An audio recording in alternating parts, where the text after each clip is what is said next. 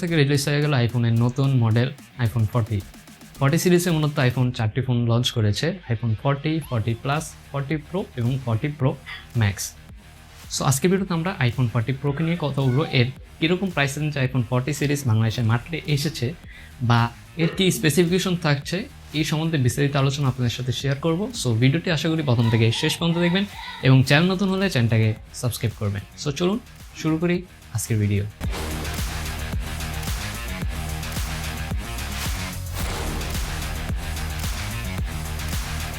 First of all কথা বলা যাক ফোনটির ডিজাইন বিল্ড কোয়ালিটি নিয়ে। দেখুন, আইফোন 30 সিরিজটা যেমন ছিল ডিজাইন বিল্ড কোয়ালিটি, আইফোন 40 সিরিজে কিন্তু সেরকম ডিজাইন এবং বিল্ড কোয়ালিটি রয়েছে। তবে পরিবর্তন এসেছে ফোনটির নচের দিকে বা ডিসপ্লের দিকে। ফোনটির নচটি একটু নতুনভাবে কাট আউট দেওয়া হয়েছে, যেটা দেখতেও যথেষ্ট লুক অ্যান্ড নাইস বলেন, সব দিকেই কিন্তু যথেষ্ট ইন্টারেস্টিং লাগছে। আমার কাছে মূলত এর নচটা দেখে কিন্তু আইফোন 40 সিরিজটা খুবই একটা বলতে গেলে যে ফোনটার যে একটা ফোনের নচকে একটা বিরক্তিকর জিনিসকেও যে কীভাবে একটা ইন্টারেস্টিং ফিল আনা যায়, কীভাবে একটা নতুনত্ব আনা যায়, এটা কিন্তু আইফোন দেখিয়ে দিয়েছে বা অ্যাপেল দেখিয়ে দিয়েছে তাদের এই 14 প্রোর নচের মাধ্যমে। সো এই নচ নিয়ে অনেক ধরনের কথা বলছি, এই নচের ব্যাপারে অ্যাপেল নতুন কিছু বলছে সেটাও বলবো। তো প্রথমেই এর ডিজাইন বিল্ড কোয়ালিটি সে আইফোনের ফোন কিন্তু বরাবরের মতো স্টিল বা মেটালের ফ্রেমে আসে। এবারও তারা কিন্তু তাদের ফ্রেমে স্টিল রেখেছে, অ্যালুমিনিয়াম বা স্টিল রাখে, তো এবারও তাদের ফ্রেমে স্টিল রেখেছে। ফোনটির থিকনেস হলো 7.9 মিলিমিটার। ফোনটির পেছনে গরিল্লা গ্লাস ব্যবহার করা হয়েছে এবং ফোনটির সামনে গরিল্লা গ্লাস ব্যবহার করা হয়েছে।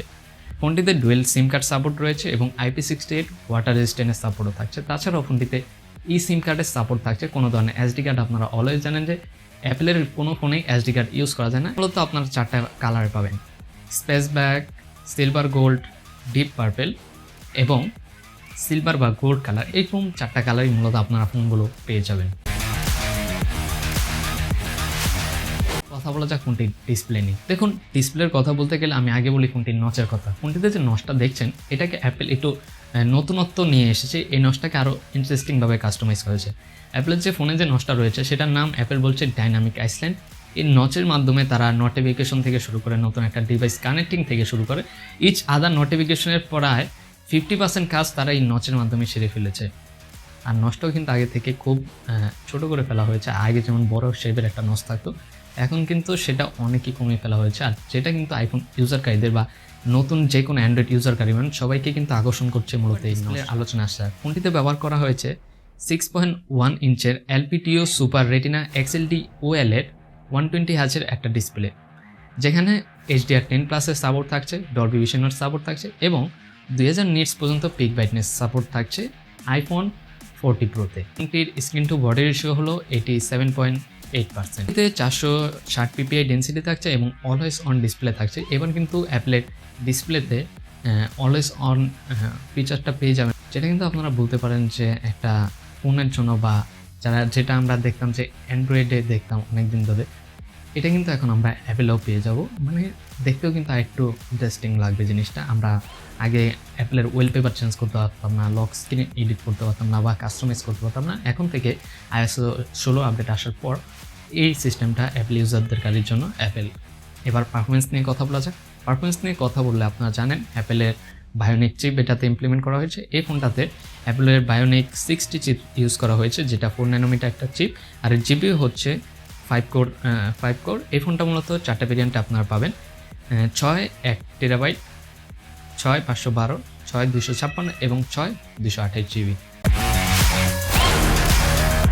ফোনটার OS নিয়ে কথা বললে ফোনটাতে ISO 60 নিয়ে মার্কেটে আসছে। আর ISO 60 নিয়ে আমরা হয়তো অন্য কোনো একটা ভিডিওতে আলোচনা করব। এই ভিডিওতে আইফোনের এই OS নিয়ে আমরা কোনো ধরনের আলোচনা করলাম না। প্রসঙ্গে আসা যাক বা ক্যামেরার আলোচনা আসা যাক। ক্যামেরার কথা বললে ফোনটাতে ব্যবহার করেছে 48 মেগাপিক্সেলের একটা ক্যামেরা। অ্যাপেল কিন্তু 12 মেগাপিক্সেল থেকে এবার 48 মেগাপিক্সেলে শিফট করেছে।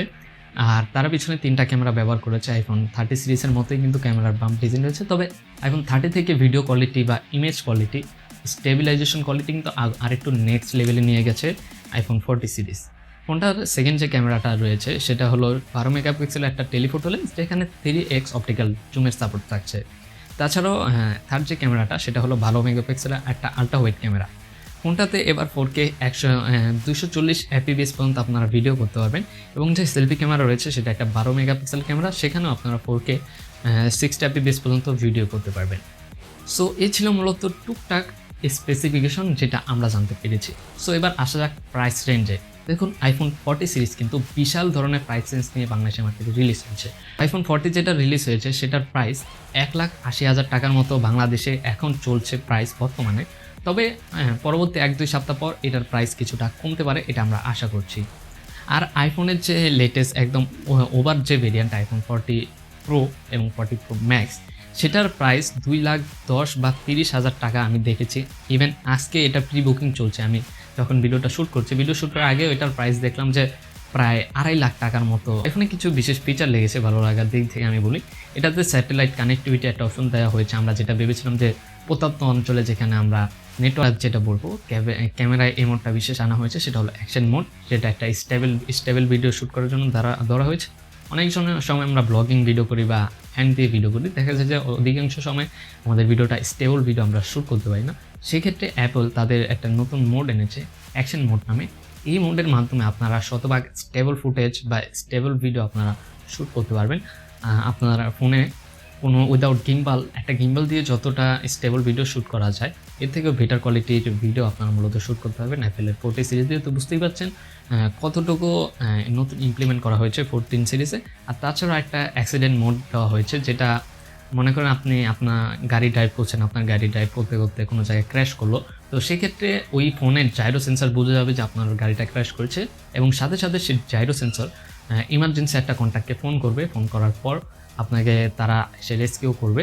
তো এই মূলত এই ফিচার্সগুলোই মূলত আনা হয়েছে। আর always on display, lock screen, customisation, এই মূলত এই কয়টা ফিচারই স্পেশাল ইমপ্লিমেন্ট করা হয়েছে অ্যাপেল 30 থেকে 40 সিরিজে। সো যাই হোক, অনেকে তো অনেক ধরনের কথা বলে, তো আমরা ওইরকম ইনডেপথ আলোচনায় না চাই। এই ছিল মূলত অ্যাপেলের 40 সিরিজের ইন ডিটেলস এবং ইনডেপথ রিভিউ। তো অ্যাপেল 40 এবং 40 প্লাস এই দুইটার স্পেসিফিকেশন প্রাইস সেম, এবং 40 প্রো এবং 40 প্রো ম্যাক্স এই দুইটার প্রাইস সেম, বা মানে প্রাইস না, স্পেসিফিকেশন সেম। দুইটা যেহেতু রিলিজ হয়েছে ওই দুইটা এবং এই দুইটার প্রাইস স্পেসিফিকেশন এবং প্রাইস সেমই বলা যায়। সো যাই হোক, এই ছিল মূলত আজকের ভিডিওটি কেমন লাগলো অবশ্যই কমেন্টে জানাবেন। ভিডিওটি যদি হেল্পফুল হয়ে থাকে তাহলে অবশ্যই ফেসবুক পেজটাকে ফলো করবেন এবং ইউটিউব চ্যানেলটাকে সাবস্ক্রাইব করবেন। সো আজকের মতো এখানেই আমি আজিজুর রহমান সাইনিং আউট করছি।